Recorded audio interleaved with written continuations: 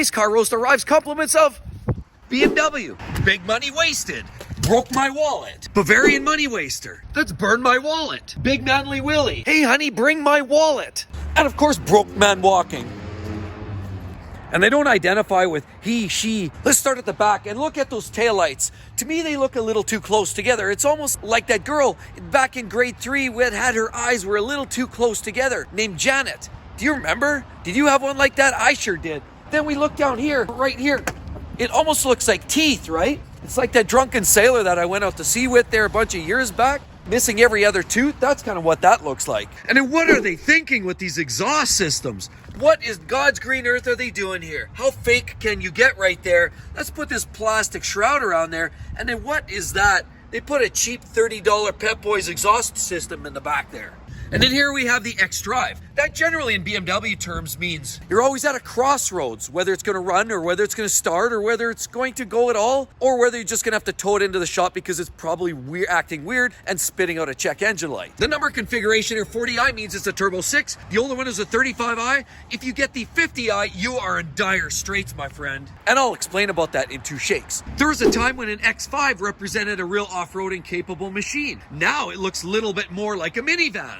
Then down here, we have all kinds of little sensors on the tail bumper end here. Why is that? That's largely because most of the people driving these vehicles now can't even drive these things properly or don't realize how to back them up appropriately without running into one of these right here.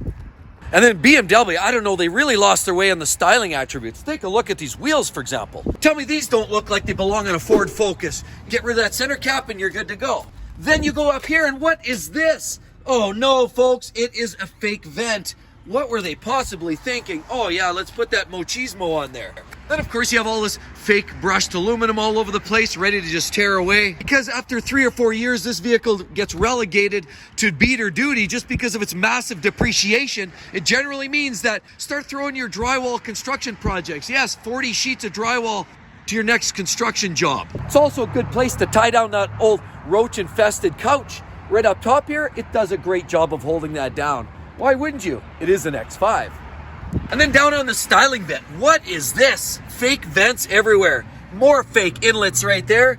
More fakeness down here. It's definitely not form follows function here. If you're dealing with a Porsche 911, you'd actually have vents that did something. Airflow to brakes, airflow to coolers. It was actually important. But here, we're actually talking about another Ford Focus type attribute. What were they thinking with these grills?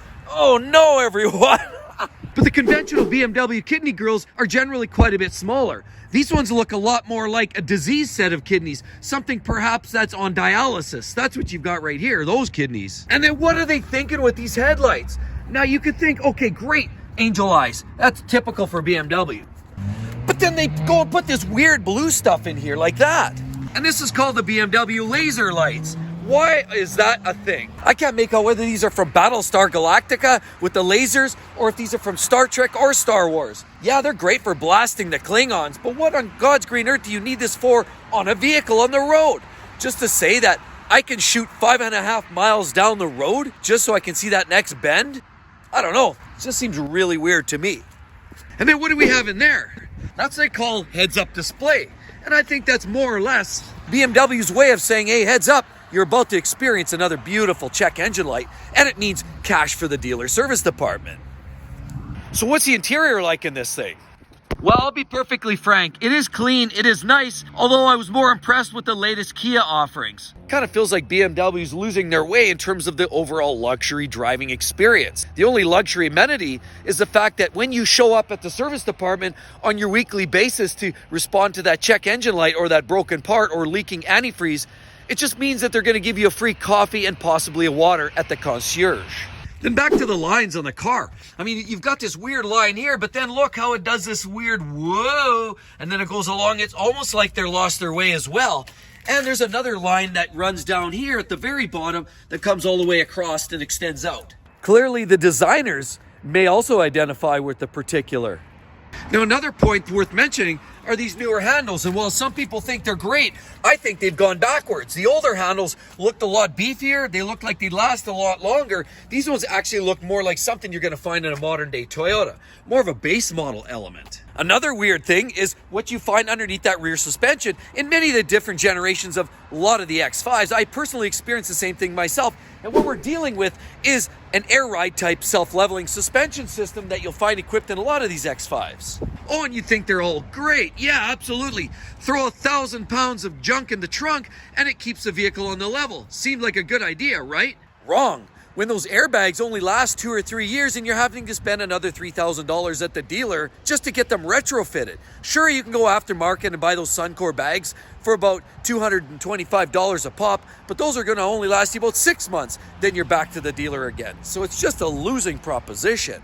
And how do you know that's going to be the problem? Well, sometimes you walk out of the house. Oh yeah, I'm going to take the Beamer out for a drive today.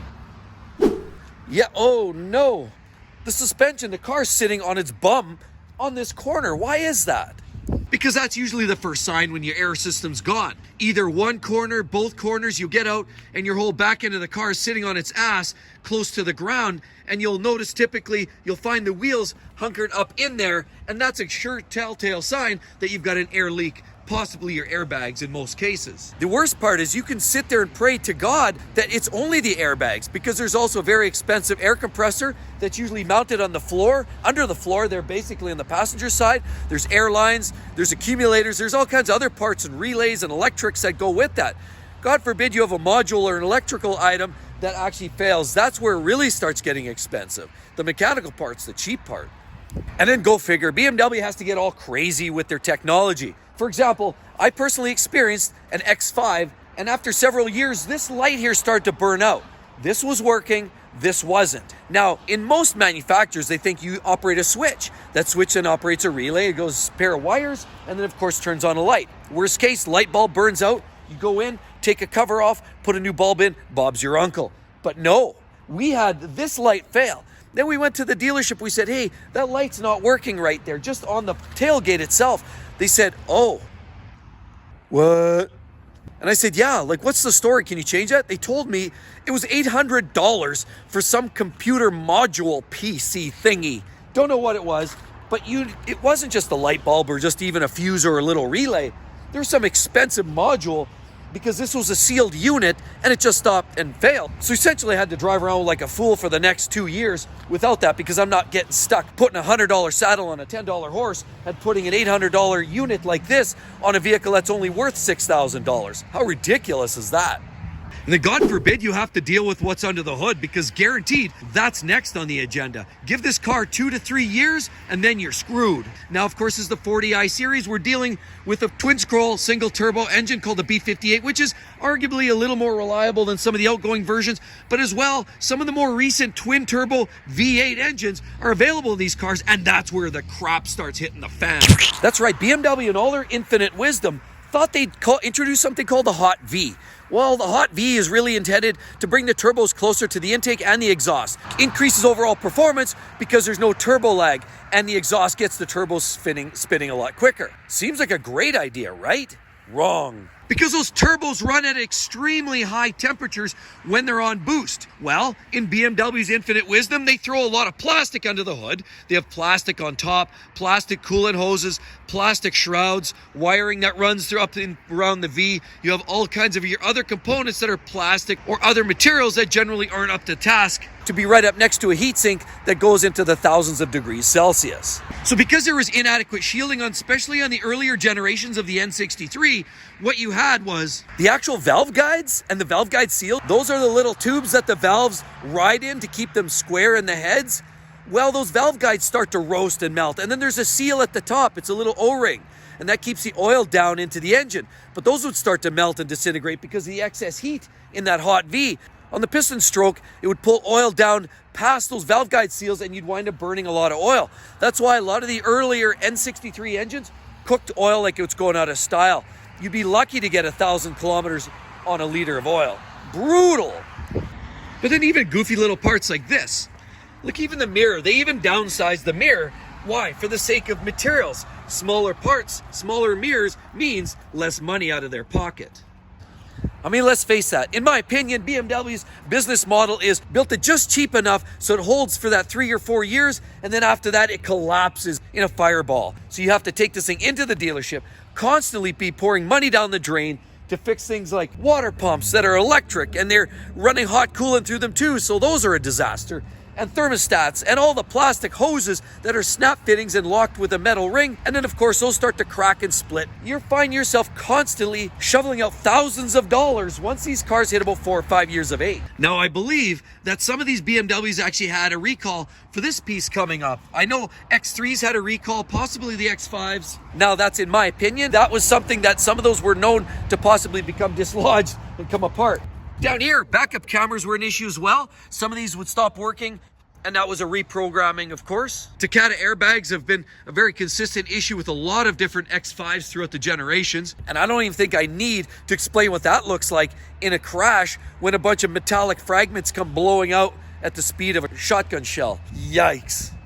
With that said, that's not unique to BMW. A lot of manufacturers were also using the Takata airbags in their cars, and so that was really more of a manufacturing issue at their end rather than BMW's end.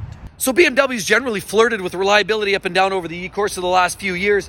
This might be a little bit on the upstroke. I will say though, BMW really lost their way with this ugly piece of crap that literally looks more like a minivan now. And if you're looking for another great roast, right there, Tesla Model Y. Exceptional. You're going to love it. Hope to see each and every one on the next one. Catch you real soon. Bye-bye.